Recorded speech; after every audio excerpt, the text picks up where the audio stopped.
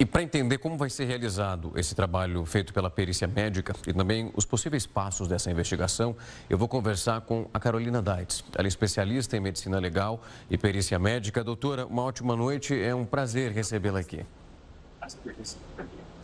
Boa noite, Rafael. Boa noite a todos. Doutora, quando nós olhamos para um caso como esse, é claro que nós também vamos ter que aguardar um tempo para ter acesso aos laudos, aquilo que foi divulgado, se assim for a opção da própria família. Num cenário como esse, onde ele foi encontrado caído, próximo a uma escada, a polícia já divulgou pelo menos alguns detalhes de um machucado na região da têmpora. Como que pode ser, olhando para um caso como esse, analisada essa cena para que se tenha uma resposta, se foi uma morte violenta ou não? Quais são os passos que são seguidos num episódio exatamente como esse?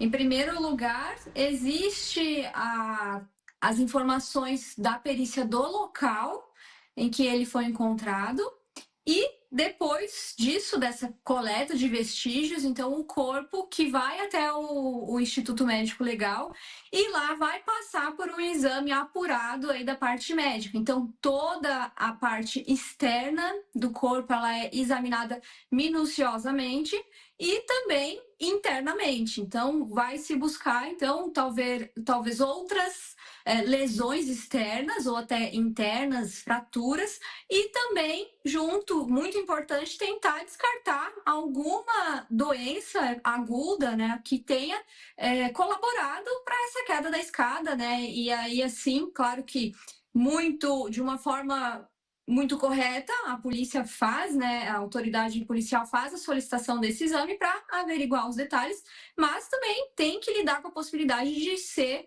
uma causa natural. Doutora, um outro ponto que chamou a atenção e as pessoas começaram a questionar essa definição de morte suspeita.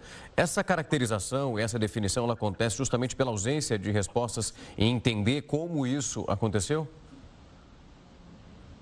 Exatamente. Então, quando não há uma causa de morte natural bem definida e uma assistência médica prestada, né, ali naquele momento, como é muitas vezes quando acontece um óbito dentro do hospital, aí é chamado por protocolo como uma morte suspeita e que deve ser investigada, e aí vários procedimentos vão decorrer dessa ação.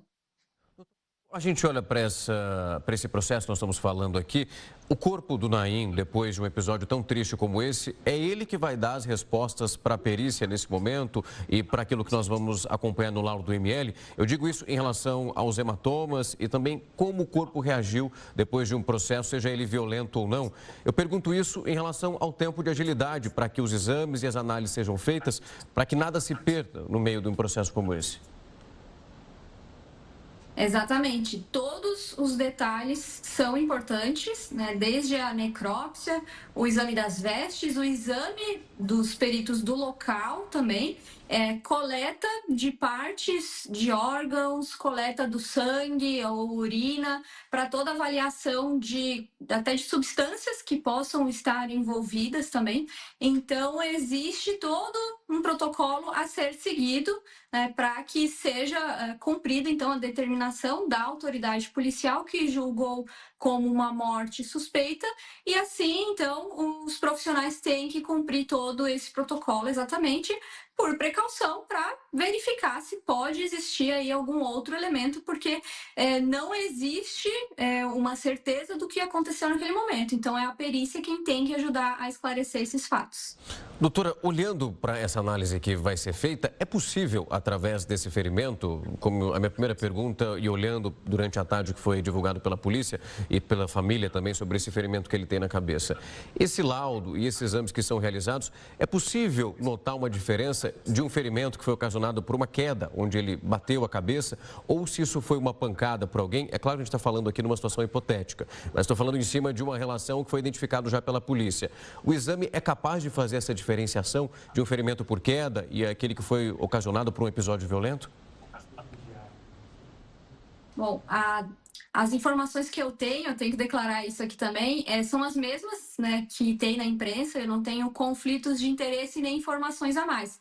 E as informações que dão conta é que ele tem, né, um ferimento, e as características do ferimento, elas vão demonstrar provavelmente uma ação que pode ter sido causada pela queda ou até por uma outra ação.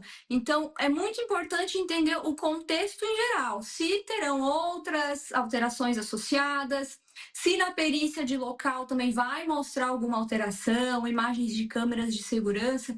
Então, o conjunto por completo, ele é muito importante e o médico, ele vai avaliar todos esses elementos, inclusive podendo ter a necessidade de retirar pedaços de órgãos, mandar para o laboratório avaliar, e aí essa causa da morte demorar até um tempinho maior para ser liberada, porque outros profissionais vão ser envolvidos de identificar nessas estruturas, né, até doenças pré-existentes que podem ser importantes para fechar todo o contexto.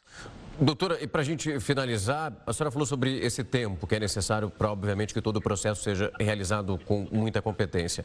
Há um prazo máximo, há uma ideia, pelo menos, de como esse processo, o tempo que ele pode durar, ou vai depender muito daquilo que vai sendo coletado e a necessidade de um aprofundamento?